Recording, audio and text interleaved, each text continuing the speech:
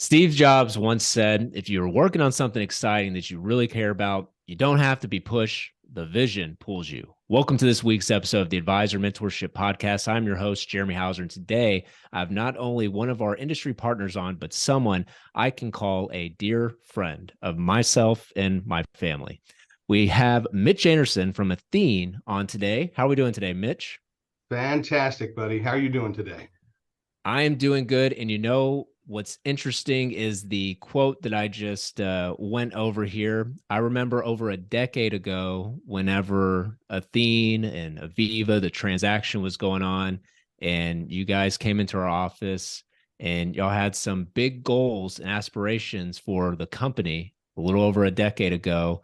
And we'll talk about how you guys wanted to be the number one person in our space. So that's why I thought the quote was pretty fitting, but I don't want to get too far ahead of ourselves. So Mitch, how about we start by this? What role do you play here at Athene? Well, thank you, Jeremy, for having me. I've been watching a couple of these podcasts through over the years, and always wanted to be a special guest. So thanks for the invite. I'm a vice president and senior relationship manager here at Athene, and I work with InsurMark and Simplicity to help educate independent producers on how fixed index annuities can help solve some of their clients' needs for retirement. Perfect. And for let's say the last year or so, I mean, it seems like I've been receiving a couple of articles that are coming out. Some y'all are in the press lately. It seems like last year was a big year, a couple awards that were actually won. So how did last year go for Athene, and what specific awards did y'all end up winning for 2022?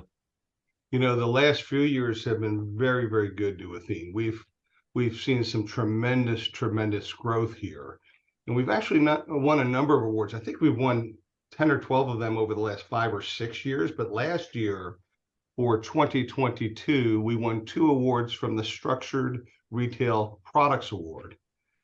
We won the Best Fixed Annuity for the BCA, and we also won the Best Carrier Hedging Team of the Year. And we've won other product awards in the past, as well as Best Annuity Company in the past. And it's all due to our relationship with our partners like InsurMark that have seen the value in our products.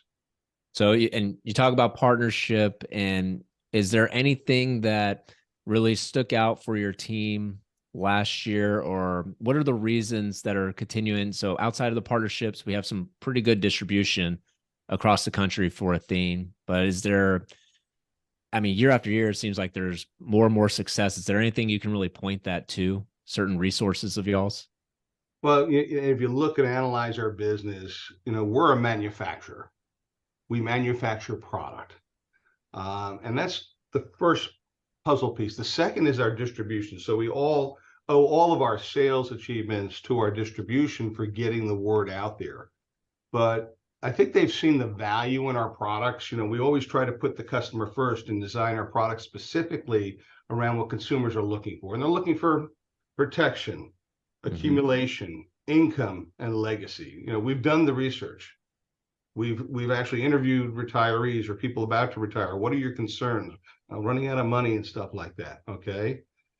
When we did that research back in 2013, 2014, we started developing products, and these innovative product solutions. We knew that we needed something to differentiate ourselves from some of the competition out there. And we've chosen some very diversified index crediting strategies. And we have something that I think other carriers don't have. We have a proven solid renewal rate history. So if you combine that all together, innovative product, diversified index crediting strategies, and solid renewal rates, it's a better client value proposition. Okay. And it's a great recipe for success. And the proof of the pudding is the fact that we've been able to grow as fast as we have. And when I look at it, the insurance industry can sometimes get a black eye. You think back with universal life and renewal rate history and stuff like that. We think of it as treat customers the way you want to be treated and the way they deserve, and they come back for more. And that's what we've seen. We've seen it with advisors, and we've also seen it with clients. We're seeing more and more clients buy multiple products for different Mhm. needs. And I mean, you already mentioned it, the innovation, the research, everything that y'all's team puts together. And really, when you look at Athene's portfolio, and so InsurMark, we offer multiple carriers, and we have relationships, as you already know, that really go into the woods or into the weeds, really, for index strategies, these volatility controlled indexes. It seems like every day there's a new one throwing at each company, each carrier. Um, and by far, I mean, it's not even close. I think the closest one to y'all is probably half of the volatility controlled indexes offered within a carrier.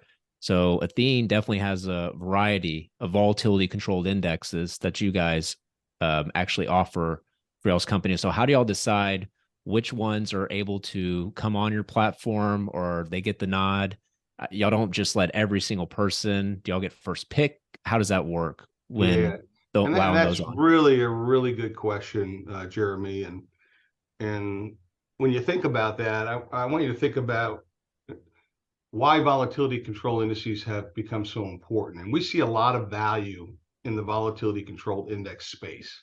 Mm-hmm. And the reason for us, the reason we see such value is we don't want to be a bait and switch company that gives you great par rates and then next year it goes down 30 basis points and the following year it goes down again and again and again.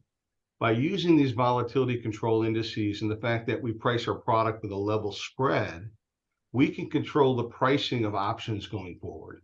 If you take an index and you don't have vol control on it, you're subject to current interest rate and swings and volatility. But when you build in the volatility control lever, that helps you control that pricing going forward. Therefore, controlled pricing leads to more consistent renewals and a better client outcome, more consistent client outcome. When it comes to index selection, I think we've got the right recipe, and we went into this space knowing that we could give clients better outcomes, and we really dug in deep. We've done a couple things that other carriers have not done. We've done some competitive. When we look at indices, we look at a couple different things. So let me show you what we did. First of all, it takes about 12 to 18 months and sometimes 2 years to vet a new custom index and a partner. And we're looking at really four things. We want probably the top intellectual property ideas that are out there. We want an index that is cutting edge, that understands the markets, and we're going to believe in the fact that this thing is going to perform over time. The second, we want to have diversified choices. You're going to notice that we don't have 15 indexes on our platform. We have 4 or 5 indices, and we may stagger 1 to 2 year hold periods, which we believe in tremendously. And those indices are all diversified. And when I say that, we've proven it because we've done our efficient frontier research on our index selections. And it shows you no matter what the market is, one of those indexes may be winning. So diversification is the name. We also need great terms. We need to know that we're getting in bed with an investment bank that's going to stand behind the pricing. We're trying to get to scale to get the best pricing. A consumer can say, hey, I'm going to go out and buy my own options, right? But they're not going to get the pricing that we get because of the scale that we get, and they can't get it on our custom index. That's for sure. Mm-hmm. So we need great terms to make sure that we can continue great renewal rates. And lastly, we look for support from our partners. These are complicated indices. They're rules-based algorithms. We need to educate our advisors and producers on our indices. And so when we do have industry meetings and we have partner meetings, we do a meeting with InsurMark once, twice a year and bring in some advisors. We'll bring in one of our partners to help explain the indices. And you put all that together, and that has really, really helped us tremendously. And that's how we look at indices. I mean, being the #1 distributor of index products, we get an investment bank a day that calls us and say, hey, I got this great index. Mm-hmm. And it's like, oh, here we go again. Here we go again. So we've been able to really look at the cream of the crop of those indices, ones that we know are going to win in down markets and up markets and sideways markets, and evaluate how does that index look with another index that's built into our portfolio. We don't want indexes reacting all the same. We want them to zig when one goes zag.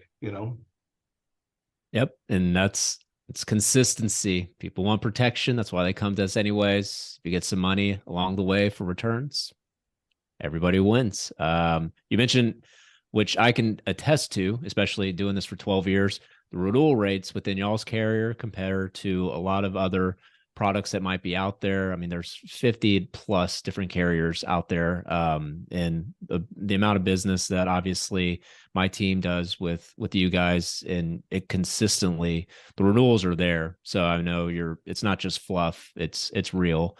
Is there any challenges that you see within Athene here? Obviously, it's been great. I mean, number one distributor in the independent channel.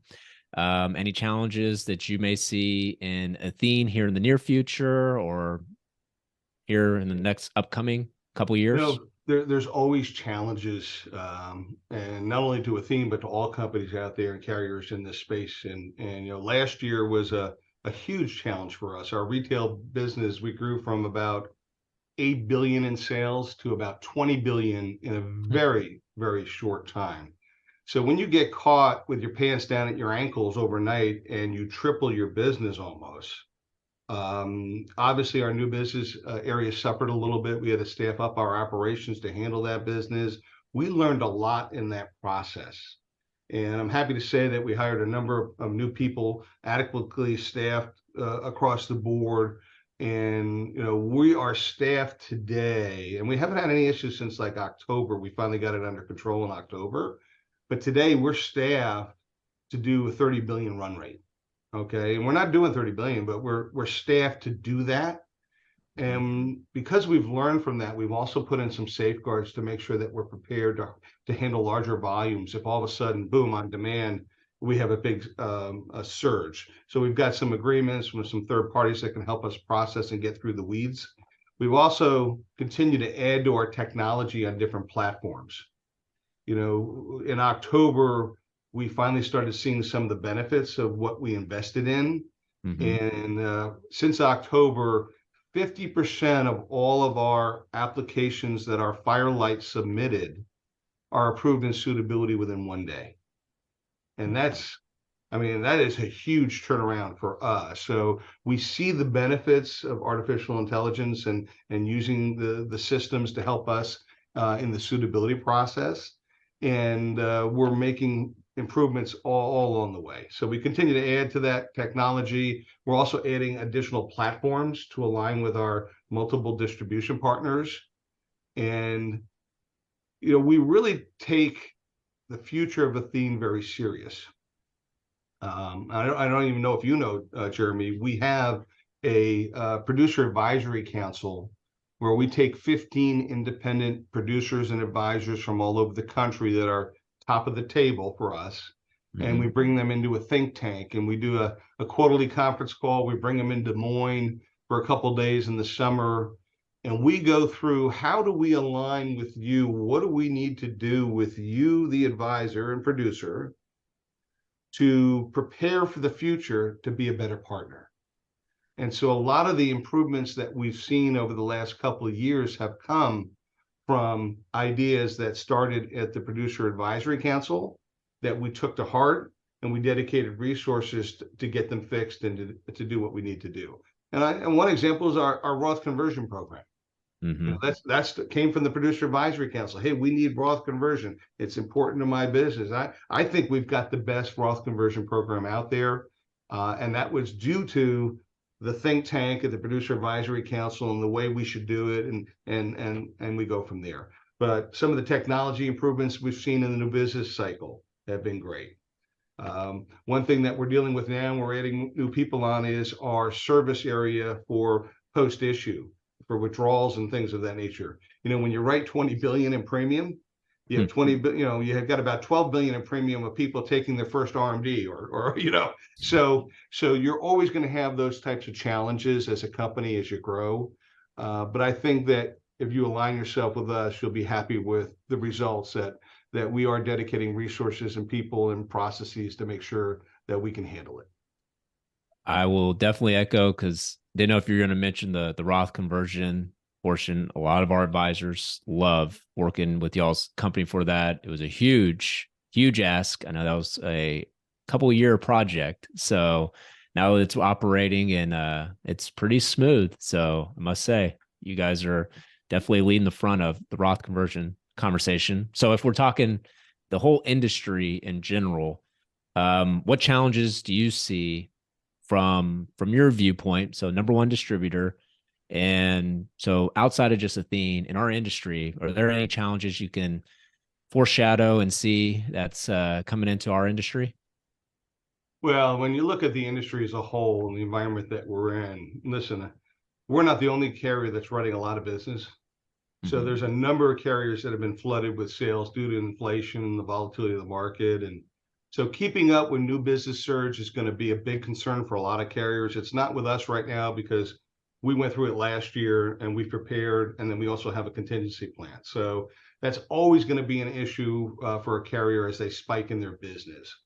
One thing that you may find that may hit in the future is, some of the carriers out there may have priced their products and their par rates a little too aggressive in the past. Mm-hmm. And, it depends on how they price products. Some carriers are what we call an increasing spread. We're a level spread product. So we don't make more or less based upon the performance of that index, and that's why our renewal rate history has been so good. Some carriers may get you in with a carrot, and then they have to shave off those par rates going forward. And I think you're going to see a couple of carriers with the renewal rates drop. And that's because of the way they price it with an increasing spread. And so my concern there is, I don't want the industry to get the black eye like a Universal Life back in the day. And I think you're going to see a little bit of that. And just be wary out there that that's going to happen with some of the carriers that are out there, just the way they priced their product in order to try and get market share. There's always going to be an IT resource challenge for insurance carriers. We're all getting pushed and pulled for different platforms that are out there. When you look at it, an insurance carrier is going to have to choose where to dedicate their resources, both from a human capital perspective and a monetary perspective, to see where am I going to get the biggest bang for the buck. I mean, I've been approached by partners that say, hey, we want this platform and that platform and this platform. And the bottom line is they're all identical platforms, just different companies. So until the industry kind of merges together and there's like one winner, it's very hard for a carrier like us to dedicate the resources on long shots, so to speak. So lastly, one of the things that we're all dealing with today, this year has been a very volatile year. Inflation has come up. We've seen some issues with banks. Mm-hmm. And consumers are very concerned about financial services companies, especially banks, So we've had a couple calls with consumers asking us if their policy is secure. And the bottom line is, as insurance companies, we have to do a better job educating clients on how we're regulated. Mm-hmm. What happened in the banks is duration risk, right? So they get all these deposits in, and then they go out and they give out mortgages and invest, long term. But yet, if they need to have a run on the bank, they're short cash, they're short capital. That duration risk is what happened to Silicon Valley Bank and the other banks that have fallen apart. So it's important for us to understand that, number one, banks and insurance company sectors are fundamentally different from a duration perspective. We've got to educate the client that insurance company assets and liabilities are required to match. They've got to be matched. And the requirement is on a regulator view. A regulator forces us to make sure if we have a 10-year surrender, we've got a 10-year bond portfolio that matches up with that. So at the end of 10 years, the money's liquid in case the client wants their money back. So that's totally different than from what the way the banks work. And when you look at Athene, we feel we've got a fortress of a balance sheet that's well capitalized and is positioned to weather any storm. If you look at our investment portfolio, about $238 billion with access to $73 billion of liquidity. And we can also get another $9 billion of cash if we need it. So I don't think you're going to find another carrier that has that type of liquidity with that type of balance sheet. And I got a chuckle because I remember coming into your office back in 2013, and you guys kind of laughed and We said, hey, we're here for the long haul. We're going to be the number one player. And you guys said, yeah, sure. And at that point, we were only 50 billion, $60 billion. And here we are, 10 years later, the number one carrier in the industry and 238 billion. I mean, it's just been an amazing ride, and we couldn't have done without you. When you look at It's that investment portfolio, keep in mind too that the investment portfolio carries an investment grade of 96%. So that's all quality. We can communicate our story, but I think the insurance industry as a whole, we have to kind of band together and try and educate consumers a little bit about, hey, we're not banks. And we have safeguards. We've got MVAs and surrender charges that protect us, and it protects the clients that stay with us. And that's really, really important for consumers, that there is a big differentiation of us and the banks. and to that point, actually, it's been fascinating to watch. And when you look back to, you watch Athene, the growth of it, but also how fast it used to always be well, although the regulators, we just haven't had enough time here in the space. We're on paper, we're A rated. And then how fast y'all went from A plus, is it's a testimonial to literally where y'all's numbers are at today. So Yeah, pretty that's cool. that's that's pretty impressive too, Jeremy. As you know, I used to run a company out of New York called Presidential Life, and I met with AM Best every year. And the first 5 years, the highest rating you can get is a B plus as a new carrier, and we Mm-hmm, had that. But mm-hmm. since our origination of a carrier, we've been running the company at A plus metrics. And when you think about what AM Best used to look for, AM Best used to look for diversification, meaning that they wanted you to do life insurance. They wanted you to do long-term care, health, and annuities. And they wouldn't give you an upgrade unless you did those things, or property casualty, and diversified that way. When we came on the space, we said, we don't want to do that stuff because we can't Mm-hmm. quantify the tail end on that. We came into the space and said, we are diversified with our model, and we know how to price annuities and price them better than anybody else out in the space. And we've redefined what an A carrier can do by focusing on the markets that we do. Yeah, it's been, like I said, it's very eye-opening. And I mean, it's good disruption in our industry, because it's actually made everybody really level up. And at the end of the day, so now y'all are sitting at the number one position. So I guess what's next? So you look at the back last 10 years, we're finally now at the goal. So what does the future hold for Athene, and what's the next goal for you guys? That's another good question.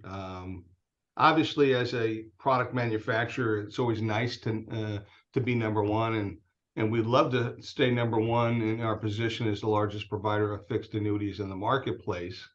Mm-hmm. But we want to do it at profitable levels too. We're not going to be number one and then take less. Our profit or our spread is built into our contracts, and it's level. It does not change. So that'd be great if we can. That's certainly our goal, but we're not going to buy business and then take it out of the consumer with renewal rates and things of that nature. I wouldn't be surprised if there's some new product innovations coming around the corner, or product enhancements. Oh, you Uh, can't say? Can you say? No. I could just say I wouldn't be surprised. How about Okay. that? Okay.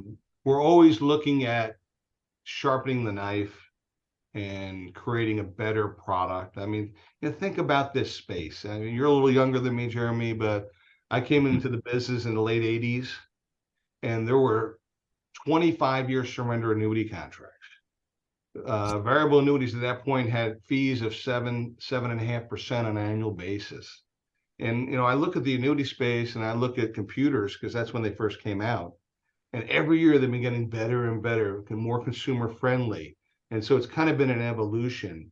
And we don't want to stop that evolution. We're trying to create the best product for the client with the best long-term success. So we've always been a product innovator, and I think you'll continue to see that. We are evaluating a couple new indices to add to our platform, which we think are going to be a perfect match. Again, we're not going to have 15 indices in a product. We may have 4 or 5, 6 at the most probably, and we want them to be diversified, truly diversified. And we're going to continue to grow our distribution footprint. I wouldn't be surprised to see us go into some additional channels like the wirehouses, and we've already been in the banks and the broker dealers. So it's nice to see that you're going to see more Athene across the country, which helps you make a sale. That's what it comes down to.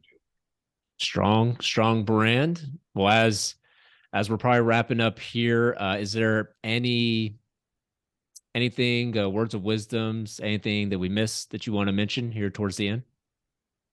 When I look at the market today, and this is industry wide, guys, this isn't just Athene, but you think about the markets over the last 10 years and what we've gone through and where inflation was for the last 15 years. So think back the last time you had a 5% MIGA. You had to go back to 2008, right? So we've had such a run in the equity markets. And, today, when you look at the markets, last year was kind of a down year for people in the S&P, right? And we've had these Fed increases to try and limit inflation. And most recently, we just had another one this week. You got to keep into mind that this market is a very volatile market. Combine that with the bank issues that we've been having. And the one thing that people are forgetting is, not what have you done for me lately, but what's happened to my portfolio lately. People are forgetting, they don't remember how devastating a true market correction can be to a retirement portfolio. Sequence of return risk is real. And right now, the yield curve is inverted. You're seeing some rates on short terms that are just incredible. 3-year, 5-year MIGAs, right? Anytime that we've seen this in the history, with the yield curve being inverted like that, could show some signs of a recession's coming in the near future. So in my mind, just walk away from this saying, I want you as the advisor to be the true hero. There has never been a better time to take some chips off the table and learn or educate your clients about the benefits of fixed index annuities. So the going's great now. I'm not saying take all the money, because there's always a place for an equity position, but especially for clients that are in drawdown and at or close to retirement, guys, you got to educate them about the benefits of a fixed index annuity. If we have a 40% drop in the market out there, that could be devastating to somebody that's on a drawdown situation. So just keep that in mind. I think you may see that come into play this year at some point. And that's personal. That's not Athene's position, but that's the Mitch Anderson position, so to speak. Oh, you're a smart man. I don't want to get fired. Well, thank you, Mitch, for joining us today. Very appreciative. Love the partnership, friendship. You're a class act. Anybody who gets to meet you, I've heard nothing but the same echo. So appreciate the partnership. Also, thank you to the listener for tuning in. Make sure to subscribe on your favorite listening device so you do not miss out on any future podcast episodes here. Also, connect with our team at Jeremy Hauser on LinkedIn so you don't miss any clips from previous episodes. And also, you can continue to hear best practices as we share those on LinkedIn. And remember, in a world full of betas, be an alpha.